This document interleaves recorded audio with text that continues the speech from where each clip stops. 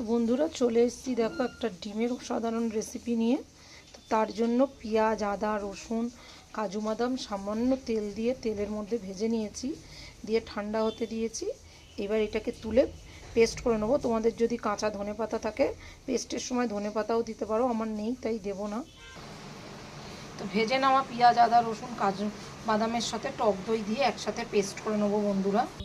তো দেখো বন্ধুরা, ডিমটাকে এইভাবে চিড়ে চিড়ে নেবো গা দিয়ে, এই যে ছুরি দিয়ে, এই যে এইভাবে একটু গাটা চিড়ে চিড়ে, ডিম নিয়ে বোঝানোর জন্য তোমাদের বুঝিয়ে দিচ্ছি।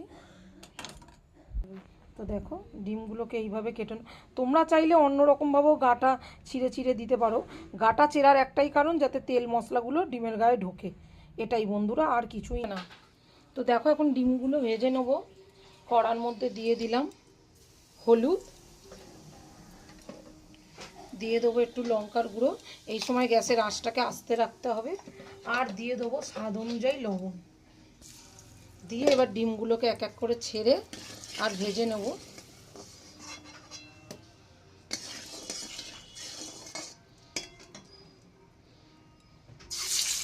এই যে ডিমগুলোকে সুন্দর করে সোনালি রং করে ভেজে নেব।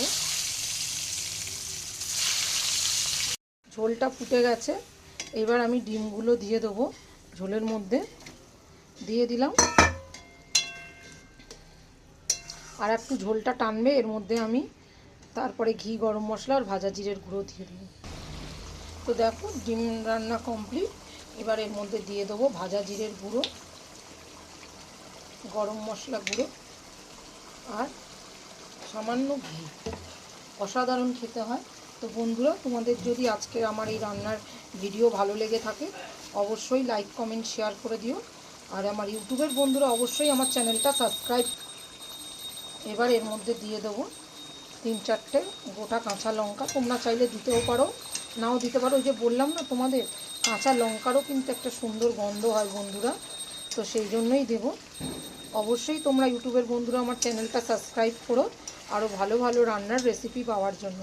তো আজকে এই অবধি, আসবো আগামী দিন আবারও আলাদা কোনো রান্নার রেসিপি নিয়ে। চলো তোমাদের থালায় ঢেলে দেখাই। তো বন্ধুরা, রেডি হয়ে গেল আমার ডিমের এই অসাধারণ রেসিপিটা, আমি থালায় ঢেলে ফেলেছি। তো দেখো এই রেসিপিটা তোমরা ভাত, রুটি, পরোটা সবের সঙ্গে জাস্ট জমে যাবে। অসাধারণ খেতে লাগে ডিমের রেসিপিটা। আর হ্যাঁ বন্ধুরা, তোমরা কিন্তু এই ভিডিওটা শেষ অবধি দেখার অনুরোধ রইল। তো চলো আবার আগামী দিন আসবো অন্য কোনো রেসিপি নিয়ে তোমাদের সামনে।